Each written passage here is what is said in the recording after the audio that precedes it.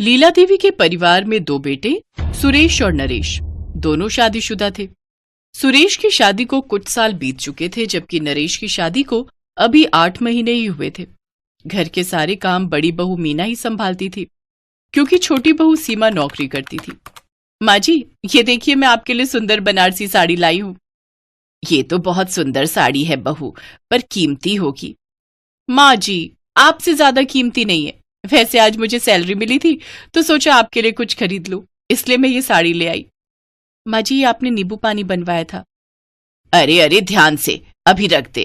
पहले मैं अपनी बहू की लाई हुई साड़ी तो देख लूं। इस पर गिर गया जरा सा भी नींबू पानी तो दाग लग जाएगा। माँ जी, भाभी को बोल दो कि मशीन में ना धोएं। पहले भी जब मैं नरेश जी के लिए जो कमीज लाई थी वो इन्होंने मशीन में धो दी थी, वो मशीन में खराब हो गई थी। अरे बहू, ये ठहरी घर में काम करने वाली, ये तुम्हारी तरह बाहर काम करने वाली थोड़ी है। इसका जितना दिमाग होगा उतना ही तो काम करेगी। इसे क्या पता कैसे कमाते हैं। तुम सारा दिन बाहर नौकरी करती हो, मेहनत करती हो, इसका क्या। जरा सी सब्जी बनाई, जरा सा आटा गूंथा और रोटी बना दी। इधर उधर बस थोड़ा बहुत झाड़ू पोछा लगा दिया। अरे असली मेहनत तो तुम कर रही हो। बाहर नौकरी करके ये तो सारा दिन घर में आराम करती है। माँ जी, अच्छा मैं थोड़ा फ्रेश होकर आती हूँ, बहुत थक गई हूँ। आज बहुत काम था ऑफिस में।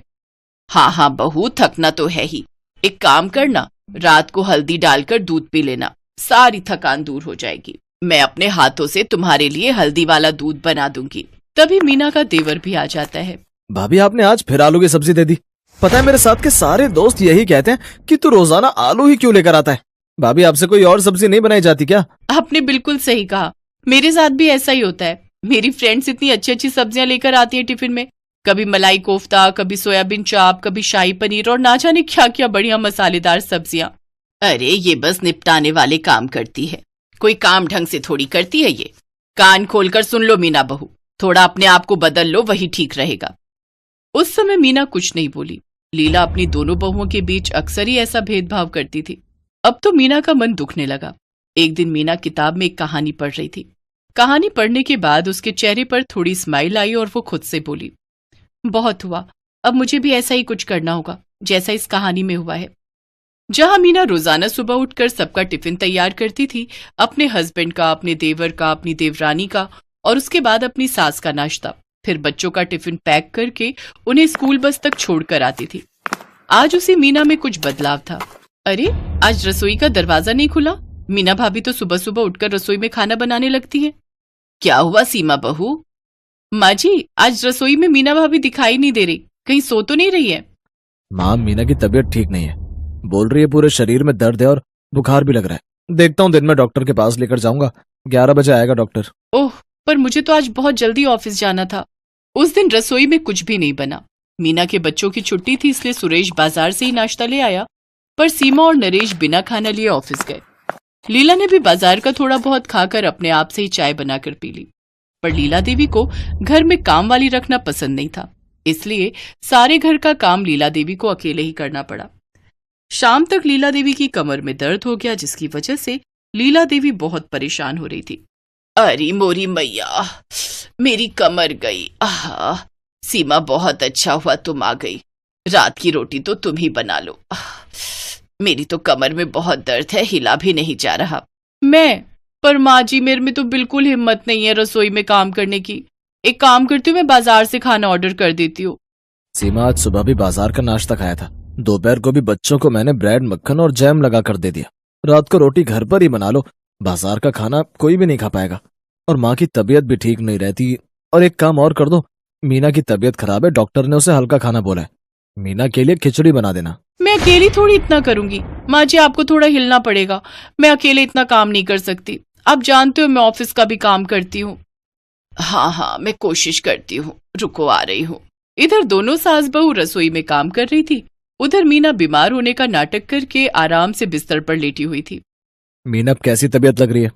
डॉक्टर ने बोला था कि बुखार तो नहीं है, वैसे तुम्हें कमजोरी होगी, चिंता मत करो, 1-2 दिन में तुम ठीक हो जाओगी। हाँ हाँ, वो तो मुझे होना ही है, बस 2-3 दिन की बात है। मुझे भी बिस्तर पर लेटना कहाँ अच्छा लग रहा है। मेरी वजह से घर में कितनी परेशानी हो रही है, रसोई में खाना भी ठीक से नहीं बन रहा। अरे, तुम ये सारा दिन घर की चिंता करके ही अपनी तबीयत खराब करती हो। अभी छोड़ दो, जैसा चल रहा है तुम अपने पर ध्यान दो। अगले 2 दिनों में ही लीला और सीमा दोनों को नानी याद आ गई, जब दोनों को घर के सारे काम अकेले करने पड़े। सच में आज पता चल रहा है मीना अकेले कितना काम करती है। हम दोनों तो मिलकर भी उतना काम नहीं कर पा रहे जितना वो अकेले कर लेती है। उसके साथ तो कोई होता भी नहीं है और वो सबके लिए सब कुछ करती है। आप ठीक कह रहे हो माँ जी। मीना भाभी रसोई में होती है तो मुझे तो कोई चिंता ही नहीं रहती, क्योंकि मुझे पता होता है वो तीनों टाइम का खाना भी संभाल लेंगी और हमें समय पर खाना भी मिल जाएगा। पर अब पिछले 3 दिनों से हम में से किसी ने भी कुछ ठीक से नहीं खाया। सीमा सही कह रही है माँ। भाभी गरम गरम खाना पैक करके देती हैं तो दोपहर में ऑफिस में पेट भर जाता है, पर मजबूरी में कैंटीन का खाकर मेरा तो पेट ही खराब हो गया है और भूख भी नहीं मिटती। कुछ भी कहो, ये घर अगर ठीक से संभला हुआ है तो मीना बहू की वजह से ही संभला हुआ है। मीना भाभी बस जल्दी से ठीक हो जाए, मुझे तो बहुत परेशानी हो रही है। माँ जी मुझे लगता है भाभी अकेले ही घर का सारा काम करती है, इसी वजह से वो बीमार हुई है। क्यों ना हम घर में सफाई बर्तन के काम के लिए कोई काम वाली रख ले, जिससे भाभी को भी सहारा मिलेगा, क्योंकि वो अकेले बहुत काम करती हैं। हाँ तुम ठीक कह रही हो, वो अकेली कितना ही करेगी, हमारा ध्यान इस तरफ कभी गया ही नहीं। माँ जी वो पड़ोस में जो एक काम वाली काम करती है ना, उसको बुला लेती हूँ, वो साफ सफाई और बर्तन कर जाया करेगी। ठीक है बुला लो, बात कर लेंगे। मीना यही तो चाहती थी कि उसकी अहमियत को कोई समझे, उसकी भी सब कदर करे। घर में काम वाली रख ली जाती है ताकि मीना को आराम मिल सके। देवर जी आपका लंच। सीमा तुम भी अपना लंच ले जाना, मैंने पैक। थैंक यू भाभी, मैं इस लंच को बहुत मिस कर रही थी। अब आप आराम करना, वो काम वाली 10 बजे आ जाएगी और सारा काम कर जाएगी।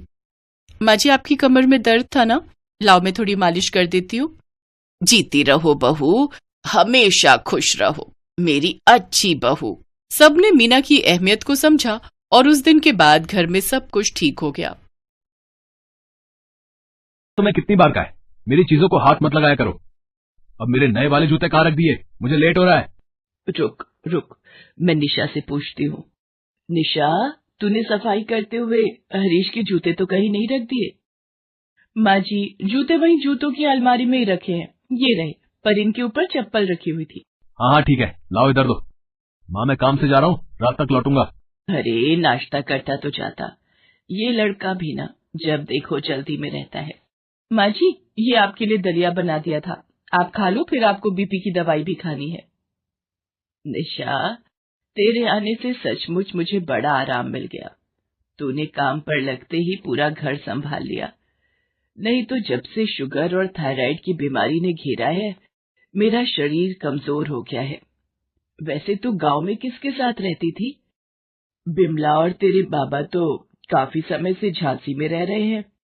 गांव में मैं दादी और चाचा चाची के साथ रहती थी, पर माँ की तबीयत आपको पता है अब ठीक नहीं रहती, इसलिए मुझे शहर बुला लिया। अच्छा है ना, मुझे भी तेरा बहुत सहारा हो गया। अम्मा जी वो जो दीवार पर आपकी फोटो लगी है ये तो लगता है बहुत पुरानी है, और ये आपके साथ? ये फोटो तो तब की है जब हरीश 8 साल का था, मेरी ननद की शादी की है, और ये बराबर में हरीश के बाबूजी हैं। अम्मा जी बाबूजी की बहुत याद आती होगी ना, क्या हुआ था बाबूजी को? बेटिया याद तो उन्हें किया जाता है जिन्हें हम भूल गए हों। हरीश के बाबूजी अच्छे खासे हट्टे कट्टे थे, रात को खाना खाकर सोए, फिर सुबह उठे ही नहीं, अचानक ही छोड़कर चले गए। तब हरीश कॉलेज में पढ़ता था। अम्मा जी ये क्या, आप रोने लगे?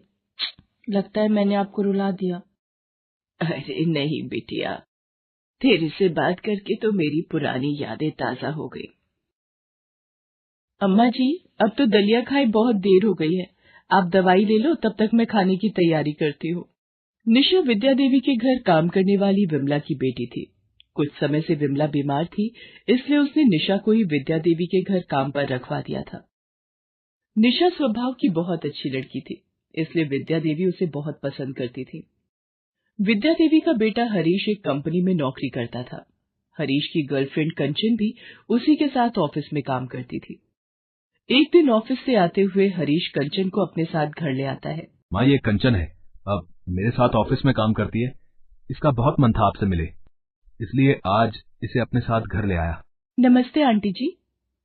खुश रहो बिटिया, तुम तो दिखने में बहुत ही सुंदर हो। और कौन कौन है तुम्हारे घर में? कंचन और विद्या देवी अभी बात कर ही रहे थे कि तभी निशा चाय नाश्ता ले आती है। अम्मा जी, ये पकौड़े और चाय लाई थी। आपकी काम वाली ने पकौड़े तो बहुत ही स्वादिष्ट बनाए हैं। सारा काम भी करती है क्या आंटी जी? ये निशा है, बहुत अच्छी लड़की है। अभी कुछ दिन पहले ही हमारे घर आई है और आते से ही इसने सारा घर संभाल लिया। मुझे तो इसके रहने से बहुत सहारा मिल गया है।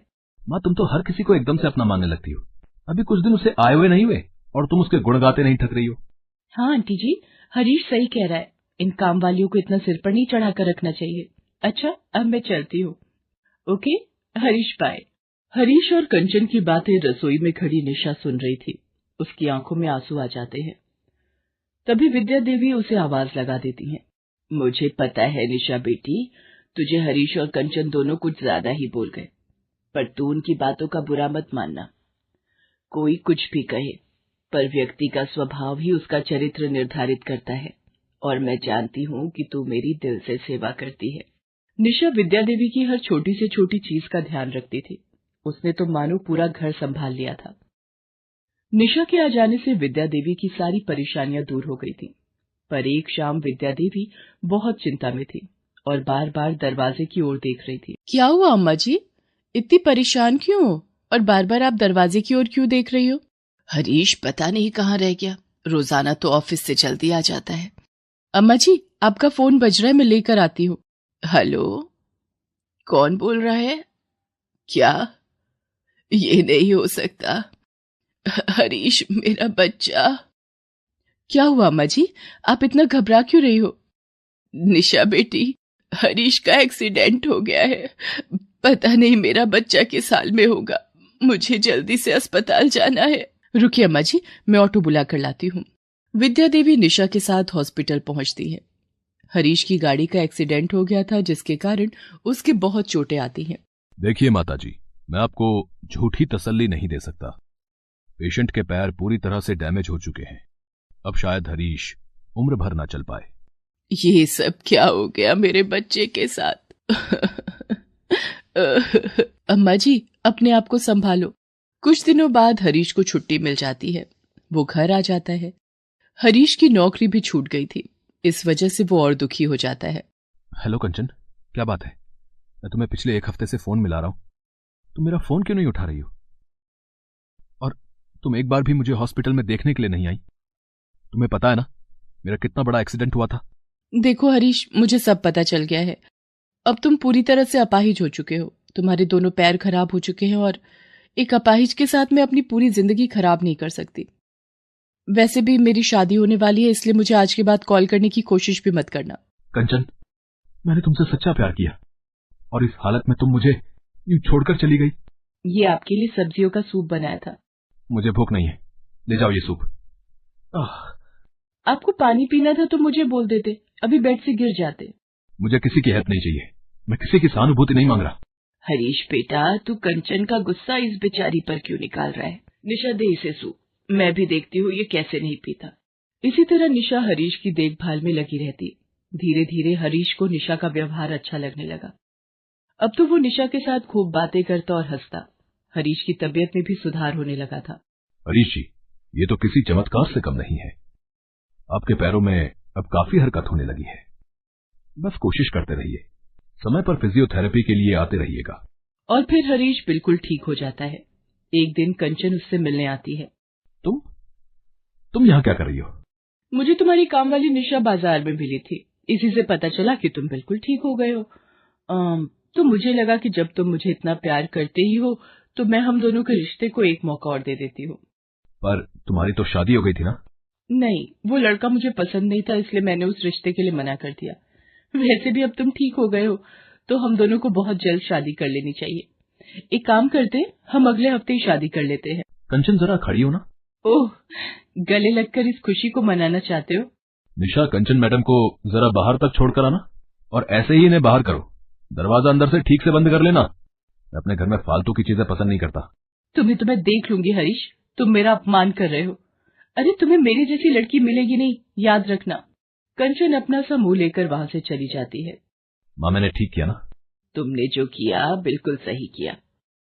कंचन जैसी स्वार्थी लड़की तुम्हारे लिए नहीं बनी। मैं जानता हूं मां, मेरे लिए कौन सी लड़की सही रहेगी। निशा।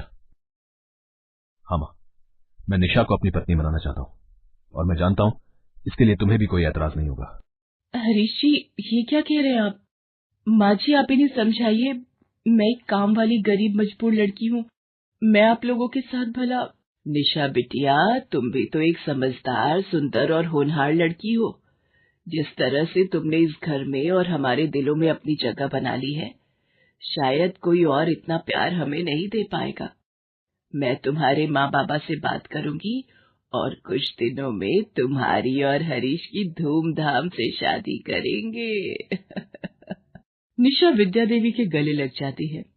निशा के रूप में हरीश को एक अच्छी पत्नी मिल जाती है और सबकी रजामंदी से कुछ दिनों बाद हरीश